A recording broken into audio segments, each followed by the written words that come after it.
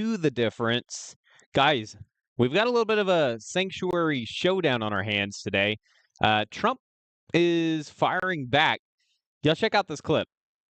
Today, back in the Oval Office, I will sign a historic slate of executive orders to close our border to illegal aliens and stop the invasion of our country. And on that same day, we will begin the largest deportation operation in American history.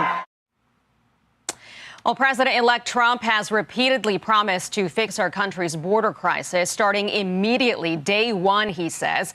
But Democratic leaders in sanctuary jurisdictions have been pushing back against his efforts before he even takes office. We're not going to cooperate. We're not going to ask our police force to serve as ICE agents. I'm going to do everything that I can to protect our undocumented immigrants. They're residents of our state. I will fight you every step of the way. If it's contrary to our values, we will fight to the death. Would the Massachusetts State Police assist in mass deportations? No, absolutely not. We are not cooperating with those efforts that actually threaten the safety of everyone by causing widespread fear. Not cooperating, they say. Trump's pick for Deputy Chief of Staff Stephen Miller's nonprofit with a warning now to those sanctuary states and city leaders in California and beyond. The organization sent out 249 letters outlining the consequences of interfering with or impeding illegal immigration enforcement. Here's an excerpt from that letter. It says, "Your jurisdiction's sanctuary laws or policies, therefore, make a mockery of American democracy and demonstrate a shocking disrespect for the rule of law. We urge you to do the right thing, protect your citizens, and comply with federal law." Republican Congressman Andy Biggs of Arizona, a border state, will join us shortly to talk about this. But first, we go live to senior national correspondent William Jeunesse with the latest on the pushback. Hi, William. Well, I said the letter is a warning shot to governors, mayors, and police chiefs who, quote, blatantly violate federal immigration law. Such lawlessness subjects you and your subordinates to significant risk of criminal and civil liability. And accordingly, it says, we put you on notice of this risk and insist that you comply with the nation's laws. So the law they're talking about, U.S. Statute 1373, says local and state governments cannot prohibit local sheriffs or police from communicating with ICE in any way, which entirely conflicts with sanctuary laws that prohibit police from communicating with ICE at all, refusing to admit that criminal aliens are in their jail or when they're going to be released. Shame on any elected representative, any congressman, council person, any mayor, any governor who don't want to remove public safety threats from your community. And they're here illegally. That is your number one responsibility, is protect your communities. So if you're not going to do it, President Trump and ICE will. So why is it important? Well, ICE filed 300,000 detainers last 4 years asking jails to hold migrants for deportation. Even more detainers were filed under President Trump. Yet reports show hundreds of counties decline thousands of detainers, in many cases, no matter how serious or violent the crime. Well, that puts sheriffs sworn to protect public safety between a rock and a hard place, right? Facing federal prosecution if they don't cooperate, and from the states if they do. So I said there are two issues here, right? The law says if you're here illegally, you're deportable, crime or not. And secondly, the 1986 Immigration Control Act, passed by Congress, requires criminal aliens be deported, quote, as expeditiously as possible after the date of their conviction. So that's really hard to do if states are interfering with the process. Back to you. All right, William Jeunesse, thank you for setting us up. Appreciate it. Republican Congressman Andy Biggs of Arizona with a recent opinion piece titled, "America Last. Democrats Push Mass Migration, Ignore Voters." He serves on the Judiciary Committee and as the co-chair of the Border Security Caucus. He is joining me live now. Congressman, good to see you. Hey, guys, real quick. First of all, sanctuary cities are openly defying federal immigration laws. They're creating dangerous precedents that prioritize illegal immigrants. And I've been saying this on the channel for a long time, over the safety and the well-being of American citizens. these policies, they don't only shield individuals who've broken the law, but they also risk encouraging further illegal immigration. Upholding the rule of law is critical to maintaining order and ensuring public safety for all of us as Americans. But hey, guys, I want to welcome everyone to the stream. I am coming to you live from Texas. I am home for the holiday, so not in my usual place. So anyway, if the background looks weird or whatever, that's what's going on. But hey, guys, I appreciate everybody for hopping in the stream today. Shout out to Joel Muro in the chat. Let's go, guys. If you're watching, let me know. Hit me up in the chat so I can see who's all here. Hope everyone's having a great day. Don't forget to like and subscribe. And let's see what this senator has to say. Correct me if I'm wrong here, but Arizona, a battleground state, went for President-elect Trump in November. Border security was one of the most important issues nationwide. So what do these people think that they're doing here?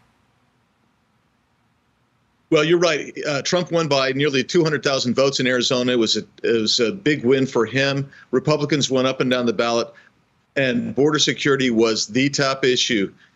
So you have a governor now, our governor, and the mayor of Tucson have said they're not going to cooperate. So they're missing the boat on what their citizens want and also what the law requires. And I believe that under this administration, which will be different than the last one, Aisha, is that you'll actually see a Department of Justice go after those officials who are actually aiding and abetting and violating the law. Well, it's interesting because Chuck Schumer came out with a warning last week saying that they were going to use the courts and all these judges that they had appointed during the Biden administration to fight back.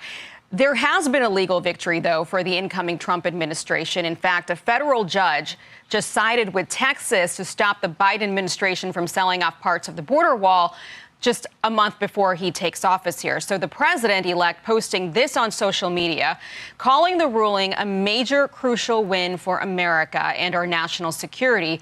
The judge has also ordered an investigation into the illegal selling of the materials, which will expose just how corrupt and anti-American radical Democrats are. Incoming border czar Tom Homan also weighing in on this, Congressman. Let's listen. It's disgusting that they're going to take that border wall, which like you just said, we pay top dollar for, and selling it for pennies on the dollar. Ken Paxton, the AG in Texas, took immediate action. I know I've been working with Lindsey Graham, taking immediate action. So right now, I think we got them stopped. But it's insulting. They wait 4 years just before we take control to sell a main piece of our plan to secure that border. So, Congressman, this is not going to stop, though. They're not going to stop with the fights in the courts. So should the president-elect stop these sanctuary cities from getting federal grants like he did the last time? Yes, I think so. Money talks. It is the #1 leverage point that the federal government has. And we are still a federalist government. And that means that we respect the states, but they have to comply with constitutional obligations and laws that we pass, and this is one, and they're violating it. And so money will be the leverage point, I believe, for the Trump administration and this Congress going in against these states that want to violate the law. Before I let you go, Congressman, I have to ask you about the president-elect making some news over the weekend, demanding that the debt ceiling issue be dealt with before he ever is sworn into office. That's not a very long time. You know, you voted against the last CR measure that had the debt ceiling involved in it because there were no offsets. Is there any world that you see in which this could get done before January 20th, the way that the president wants to see it? Well, it would take pedal to the metal, and yeah, you could do it and have your budget reconciliation done, but it would take all hands on deck, like right away. And this is where we get to Speaker Johnson. I think he should be working on it right now. We shouldn't be taking so much of a holiday. I get it. We're tired, but you know what? It's our job. We can get it done, but it'll take everybody pulling together. That's for sure. Will you vote for Speaker Johnson in January? He just got the endorsement from the president-elect. Yeah, just this morning got the endorsement. I haven't publicly or privately committed yet. I do want to speak with the speaker just to see what his plans are, because there are some issues that I think need to be worked out, specifically dealing with the budget issues. Okay. All right. We will wait and see what happens with that. Congressman Andy Biggs, thank you so much for joining us. All right, guys. Here's the big issue with this. Trump's plan restores accountability and it puts America first. That's what it boils down to. President-elect Donald Trump's mass deportation plan is a bold step toward restoring accountability at all levels of government. Guys, we've got to hold these sanctuary cities responsible for their actions. So Trump is sending a strong message that the federal government, it's no longer going to tolerate lawlessness or policies that jeopardize national security. It's crazy that we even have these policies. This plan is about protecting the integrity of our immigration system, and it's about prioritizing law-abiding citizens over political agendas. Hey guys, welcome everyone to the stream. Appreciate everyone for watching. Got a lot to talk about today, but this is just one of the things I wanted to show you. I also added a poll in there, guys. We're going to start trying to do some polls. Shout out to Joel for that idea there. I think this is a great idea, and let's just do it. I'm curious to know what y'all's opinions are, so hit me up in the chat. Don't forget to leave a like, guys. It does support the channel. All right, New York City. Let's talk about it for a minute. They've got maybe their darkest secret ever that's being exposed right now. Check it out. The NYPD always working hard. They're working hard on this one. And oh, hold on.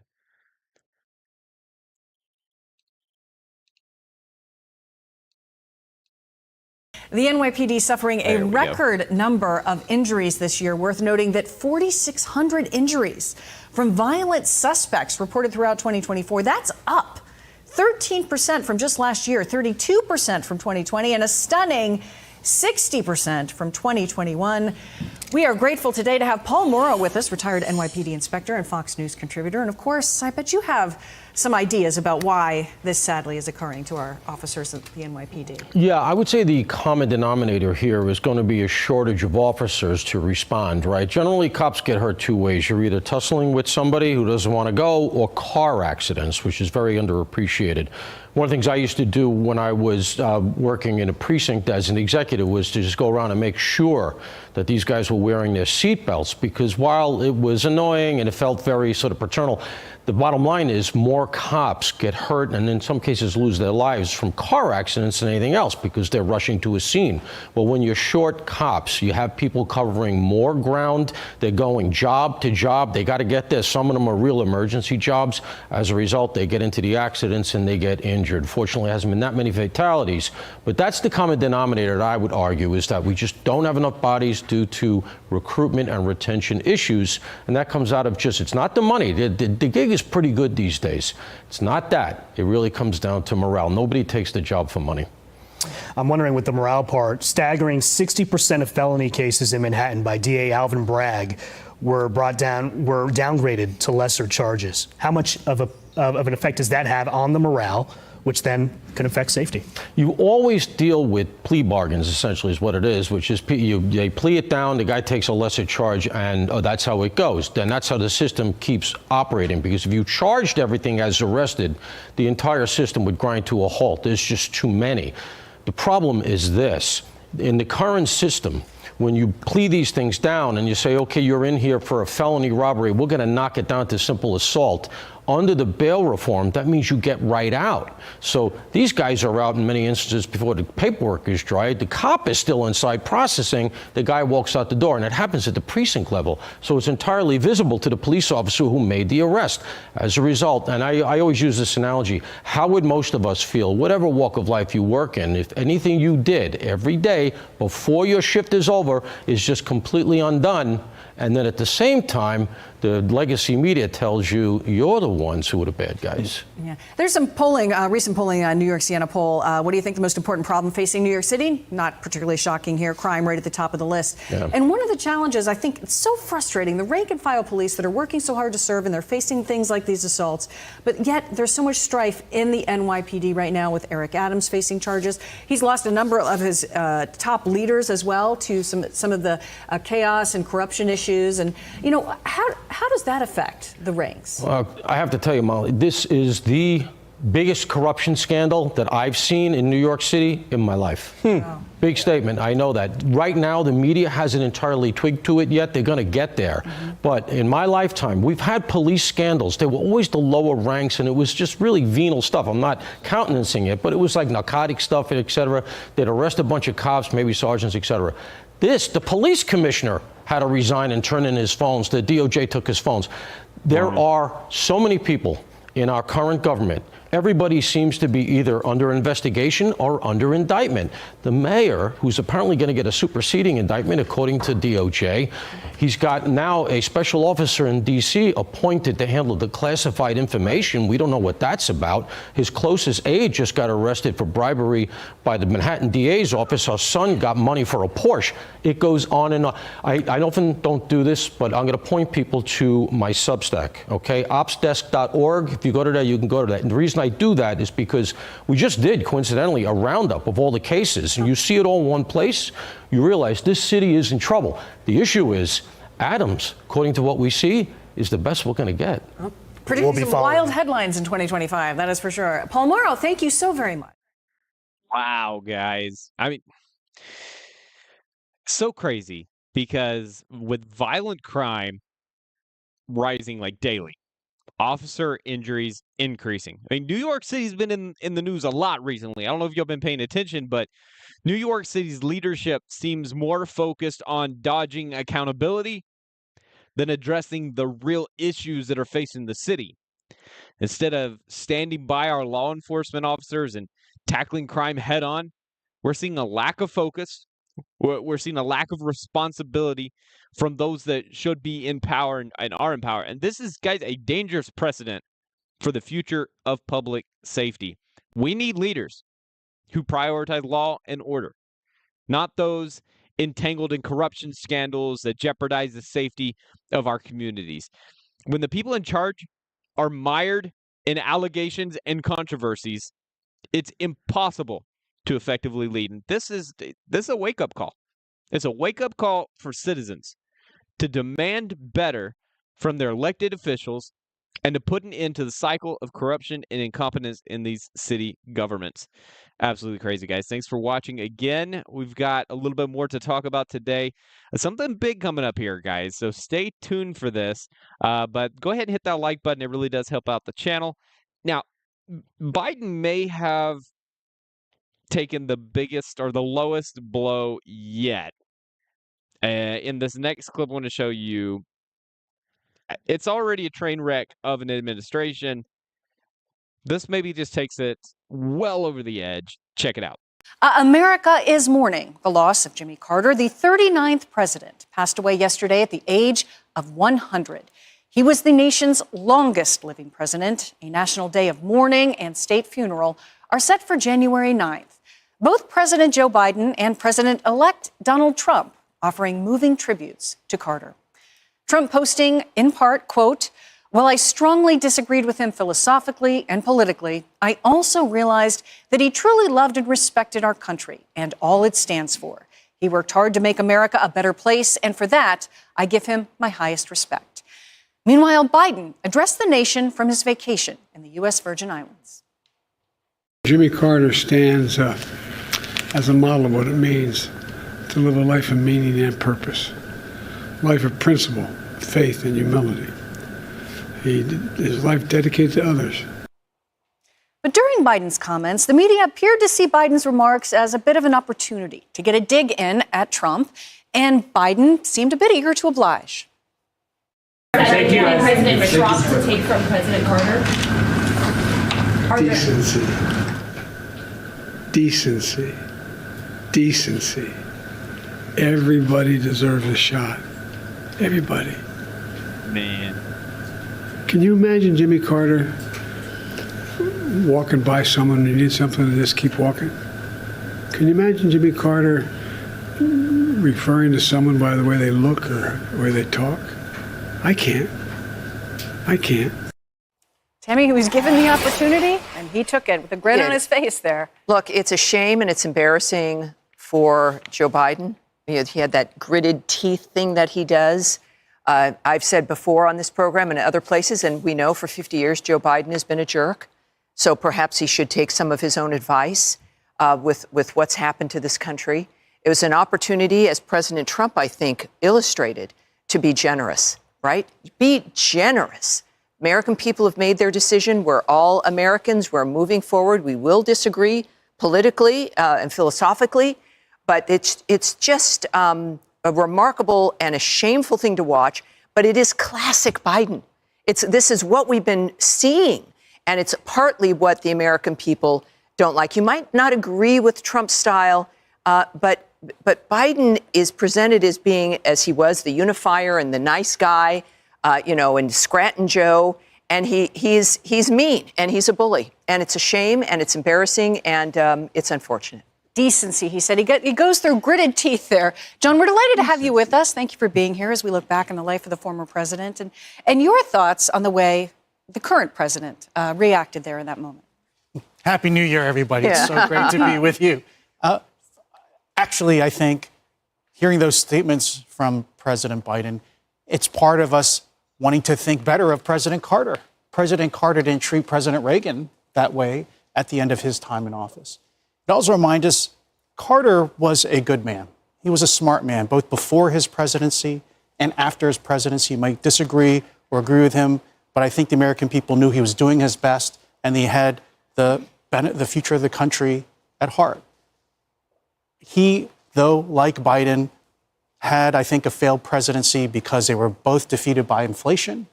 They were both defeated by foreign policy challenges. With Carter, it was the Iranian Revolution, the hostages, the Soviet Union on the march all around the world. With Biden, again, inflation, also undone by the Middle East. Mm-hmm. And Ukraine, of course, and the war in Israel. Guys, using Carter's death as a political weapon is disgraceful. Can I just say that? Like, this should have been an opportunity for President Biden to focus on unity and honor Jimmy Carter's legacy without resorting to cheap political shots at Donald Trump.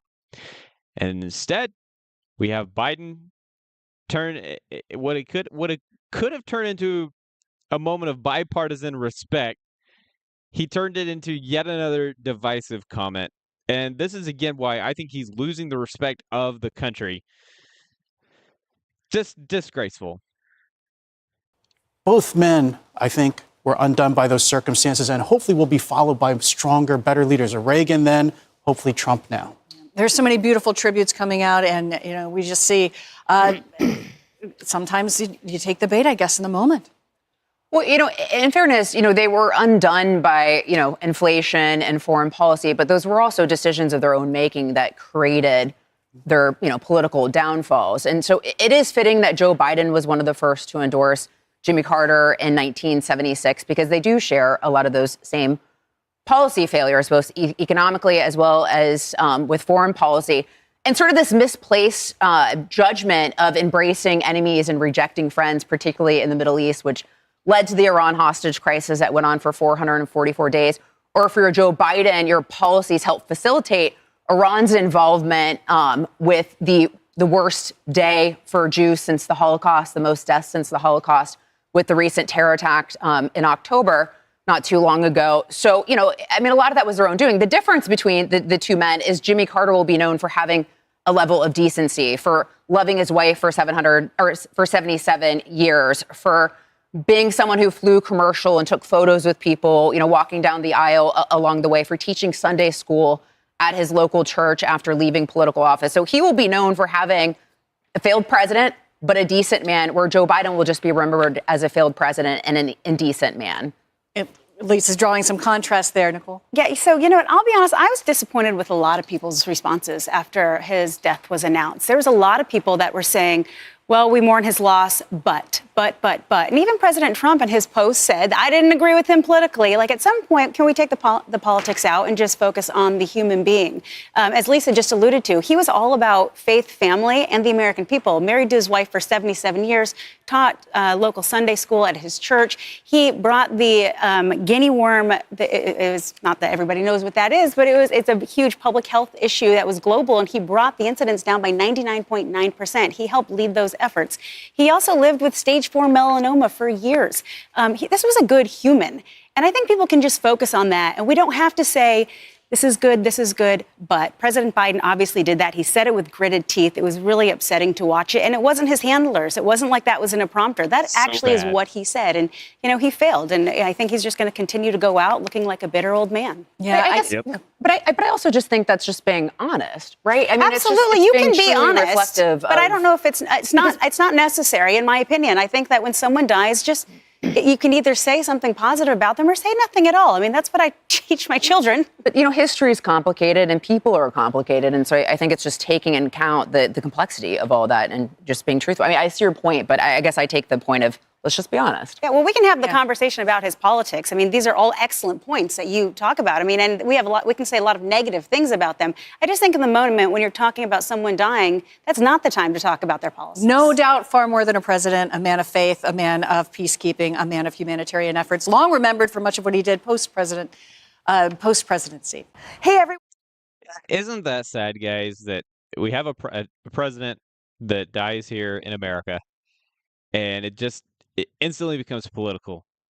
And what I think this moment highlights is that it highlights Biden's inability to lead without dividing the country. Instead of fostering unity, instead of showing respect for one of America's former leaders, Biden used the occasion to do what? To reignite political tensions. It's what he's great at, guys. America deserves better from a president who claims to be a unifier, but continues to engage in these partisan attacks. I mean, even in honoring Jimmy Carter, President Biden couldn't resist taking a jab at Donald Trump. It's clear to me, and I think it's clear to the American people, that his priorities are more about scoring political points than being presidential. And I think that's also a good contrast because everyone's always like, hey, Donald Trump's not very presidential. Is anybody less presidential than Joe Biden right now? I mean, this type of rhetoric, especially during such a solemn moment, it reflects poorly on his leadership and it undermines the dignity of the office that he represents. That's my 2 cents, guys. Anyway, hey, big shout out to Gene in the chat and Betty. Appreciate y'all for stopping by the stream today. Hope everyone's having a fantastic evening. You know what? Jimmy Carter may not have been a great president, but he does represent something about America that we've lost. And Biden did the worst job of pointing it out, but at least he was right. I mean, Carter was a decent man. He was a decent man, and where we should just be honoring him, our president is taking jabs at the guy who just beat him, Donald Trump. So anyway, hey, Donald Trump is going to be inaugurated soon, guys. I mean, January is right around the corner. Tomorrow is New Year's Eve. Can you believe, guys, 2024 is already coming to an end. 2025, 2 days away. Absolutely crazy. I hope everyone has something planned for the holiday, even if it's just sitting at home, relaxing, and maybe eating some good food. That might be what I'm doing. But anyway, no, I'm down in Texas right now, visiting family, hence the weird background and lighting that we've got going for the stream today. But wanted to jump in, wanted to say hey to everyone, wanted to show y'all what's going on in the world today, and of course honor Jimmy Carter's his service to the country, his death. And we have to pause, and even though we don't agree with everyone politically, in this moment, we have to recognize what he did or what he tried to do for our country. But anyway, guys, I hope everyone has a fantastic rest of your day. Tomorrow I'll be back. In fact, guys, watch the stream, watch your notifications, because the rest of the week, since I'm in Texas, I may be trying to get these streams in a little bit earlier. It'll fit better with my schedule. And then once I get back to Tennessee, we'll go back to our regularly scheduled program. But hey, guys, again, appreciate the support. Thanks, everyone, for watching. Hopefully, y'all filled out that poll. I'm going to start doing these polls more because I want to get y'all's opinions on these. So anyway, hopefully, y'all have a great rest of your day, and I'll see you tomorrow.